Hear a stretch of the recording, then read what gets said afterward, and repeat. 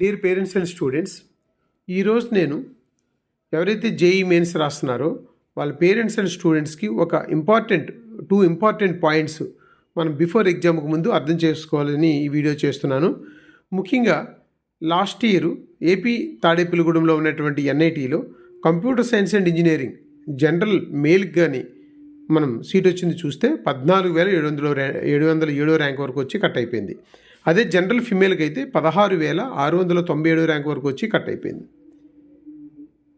మనము ఇది 99% వస్తేనే మనం ఇక్కడ ఈ యొక్క జనరల్లో కంప్యూటర్ సైన్స్ అండ్ ఇంజనీరింగ్ మనం జాయిన్ అవ్వగలం, జనరల్ అభ్యర్థుల వరకు మాట్లాడుకుంటే.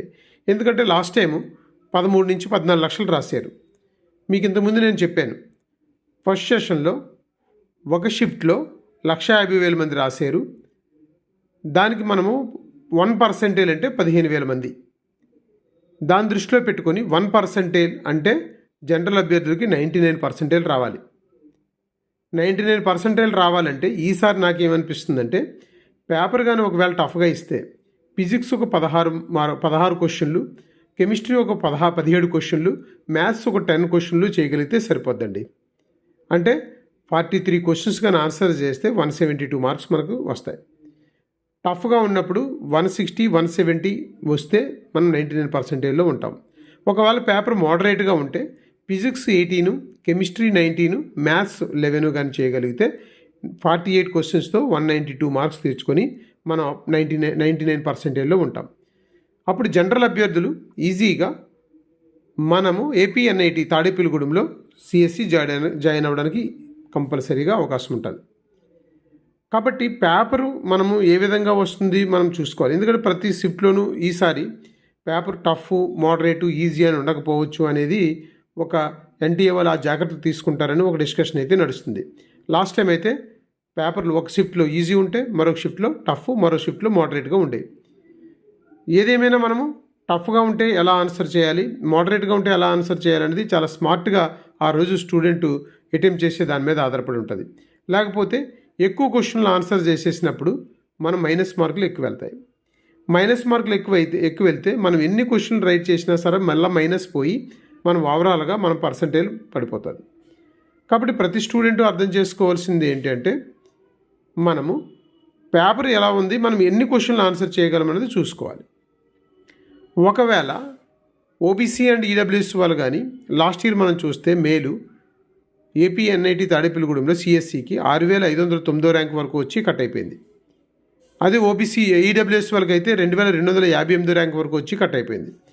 అదే ఓబీసీ ఫిమేల్ అయితే 9,041 ర్యాంక్ వరకు వచ్చి కట్ అయిపోయింది. అలాగే ఈడబ్ల్యూఎస్ ఫిమేల్ అయితే 2,982 ర్యాంక్ వరకు వచ్చి కట్ అయిపోయింది. ఇది లాస్ట్ ఇయర్ స్టేటస్ ఏపీ తాడేపల్లిగూడెంలో కంప్యూటర్ సైన్స్ జాయిన్ అయిన వాళ్ళ యొక్క ఏదైతే కేటగిరీ ర్యాంక్ ఉందో ఆ కేటగిరీ ర్యాంక్ సంబంధించి. నేను ఈసారి మనం ఏమనుకోవచ్చు అంటే, ఒకవేళ పేపర్ టఫ్గా ఉంటే ఫిజిక్స్ ఒక 14, కెమిస్ట్రీ ఒక 16, మ్యాథ్స్ ఒక 9, టోటల్గా 39 క్వశ్చన్స్ కానీ చేయగలిగితే 156 స్కోర్స్తో 98.6% వస్తే మనము ఏపీ తాడేపల్లిగూడెంలో కంప్యూటర్ సైన్స్ చేయడానికి అవకాశం ఉంటుంది. అలా కాదు, పేపర్ మోడరేట్గా ఉంది అనుకోండి, ఫిజిక్స్ ఒక 15 చేసి, కెమిస్ట్రీ 17, మ్యాథ్స్ ఒక 10 చేయగలిగితే 42 క్వశ్చన్స్తో 168 మార్క్స్ ఉండి 98.6% తెచ్చుకోవచ్చు. పర్సంటేజ్లో మార్పు ఉండదు. పేపరు ఈజీయా టఫ్ అనే దాని మీద మనం అటెంప్ట్ చేసే క్వశ్చన్లు ఒకటే మారుతాయి. చాలామంది స్టూడెంట్ కూడా ఇక్కడ అర్థం చేసుకోవాల్సింది ఏంటంటే, పేపరు టఫ్గా వస్తున్నప్పుడు మనము క్వశ్చన్స్ వస్తేనే ఆన్సర్ చేయాలి, లేకపోతే మైనస్ మార్కుల్లోకి వెళ్ళిపోతాం. అదొక విషయాన్ని దృష్టిలో పెట్టుకొని మనము ఈసారి అయితే ప్లాన్ చేసుకోవాల్సిన అవసరం ఉంది. రెండోది టైం మేనేజ్మెంట్ కూడా ఫిజిక్స్కి మనము 1 అవర్ కంటే ఎక్కువ ఇవ్వకూడదండి. కెమిస్ట్రీకి అయితే మాత్రం 30 నుంచి 40 మినిట్స్ కంటే ఎక్కువ ఇవ్వకూడదు. మిగతా టైం అంతా కూడా మ్యాథ్స్కే ఇవ్వాలి. ఎందుకు అంటే కెమిస్ట్రీ, ఫిజిక్స్ మనము డైరెక్ట్గా ఆన్సర్ చేయొచ్చు, కానీ మ్యాథ్స్కి కొంచెం ఎక్కువ టైం ఇవ్వకపోతే మనము ఒక్కొక్క క్వశ్చన్కి చాలా ఎక్కువ టైం తీసుకుంటాం. కాబట్టి మ్యాథ్స్కి ఎక్కువ టైం ఇచ్చుకోవడానికి ప్లాన్ చేసుకోవాలి. ఓకేనండి, ఇది టైమింగ్ కూడా కొంత దృష్టిలో పెట్టుకోవాలి. మనం ఇక్కడ ఎస్సీ అభ్యర్థులను కూడా మనం దృష్టిలో పెట్టుకుంటే ఇక్కడ 2 ఇంపార్టెంట్ పాయింట్స్ ఏంటంటే, లాస్ట్ ఇయర్ ఏపీ తాడేపల్లిగూడెం ఎన్ఐటీలో సిఎస్సి జాయిన్ అయిన వాళ్ళు ఎస్సీ మేలు 2,809 ర్యాంక్ వరకు వచ్చి కట్ అయిపోయింది. అది ఎస్సీ ఫీమేల్ అయితే 1019. చూడండి, ఎస్సీ ఫీమేల్కి ఇంకా తక్కువ ర్యాంకే కట్ అయిపోయింది. ఇక్కడ ఫీమేల్లో ఎక్కువ కాంపిటీషన్ కనబడుతుంది. ఈసారి ఎస్సీ మేల్ వాళ్ళు పేపర్ టఫ్గా ఉంటే ఫిజిక్స్ ఒక 13, కెమిస్ట్రీ ఒక 15, మ్యాథ్స్ ఒక 8 చేసి 36 క్వశ్చన్స్తో 144 స్కోర్ కానీ తెచ్చుకోగలిగితే 97% వరకు వస్తే వాళ్ళు సీట్ కాపాడుకోవచ్చు. ఒకవేళ ఎస్సీ ఫీమేల్లో మోడరేట్గా పేపర్ ఉంటే 14 ఫిజిక్స్, 15 కెమిస్ట్రీ, 9 మ్యాథ్స్ చేసి 38 క్వశ్చన్స్తో 152 మార్క్స్ కానీ చేయగలిగితే 97%తో ఎవరైనా మన తాడేపల్లిగూడెంలో మనకు హోమ్ స్టేట్ కోటా ఉంటుంది కాబట్టి సిఎస్సి జాయిన్ అవ్వచ్చు. ఎస్టీ నేను చెప్తున్నాను కానీ ఎస్టీ అంత ఈజీ కాదు. ఎంతమంది ఏపీఆర్ అవుతున్నారు, ఎంతమంది ఎగ్జామ్ రాస్తారు, చాలా పారామీటర్స్ ఉంటాయి. ఇన్ని పారామీటర్స్ ద్వారా మనం ఇన్ని మార్క్స్ వస్తే ఇంత పర్సెంటేజ్ వస్తుంది, ఇన్ని క్వశ్చన్ ఆన్సర్ చేస్తూ వస్తుంది అన్నది మనం చెప్పలేం. కానీ లాస్ట్ ఇయర్ ఎస్టీ మేలు మన తాడేపల్లిగూడెంలో సిఎస్సి జాయిన్ అయిన వాళ్ళు 1418 ర్యాంక్తో కట్ అయిపోయింది. ఫీమేల్ అయితే 698 ర్యాంక్ తోటే కట్ అయిపోయింది. ఇక్కడ చూడండి, ఎస్సీలో కానీ ఎస్టీలో కానీ ఫీమేల్ కొంచెం కాంపిటీషన్ ఎక్కువ కనబడుతుంది.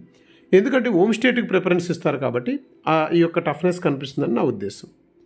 కాబట్టి మనము ఈ తక్కువ టైంలో మనం ఎక్కువ ఆలోచన చేయాల్సింది ఏంటంటే గ్రాండ్ టెస్ట్లు 1-2 రాయడము, తర్వాత పాత పేపర్లో కెమిస్ట్రీ ఫిజిక్స్కి సంబంధించి అన్ని క్వశ్చన్స్ని ఒకసారి చూడడము. ఎందుకంటే పాత ఓల్డ్ క్వశ్చన్స్ కూడా ఒక్కొక్కసారి రిపీట్ అవుతూ వస్తున్నాయి. దాన్ని దృష్టిలో పెట్టుకొని ఓల్డ్ పేపర్స్ అన్ని ఒకసారి రివిజన్ చేసుకోవడము, తర్వాత జాగ్రత్తగా టైం మేనేజ్మెంట్ చేసుకుంటే మంచి స్కోర్ తెచ్చుకుంటారు, మంచి పర్సెంటేజ్ వస్తుంది. మీకు తప్పనిసరిగా కంప్యూటర్ సైన్స్ ఇంజనీరింగ్ వచ్చే అవకాశం ఉంటుంది. కాబట్టి dear parents and students, please subscribe, please like it, please share it your friends and family members. Thank you so much. Wish you all the best.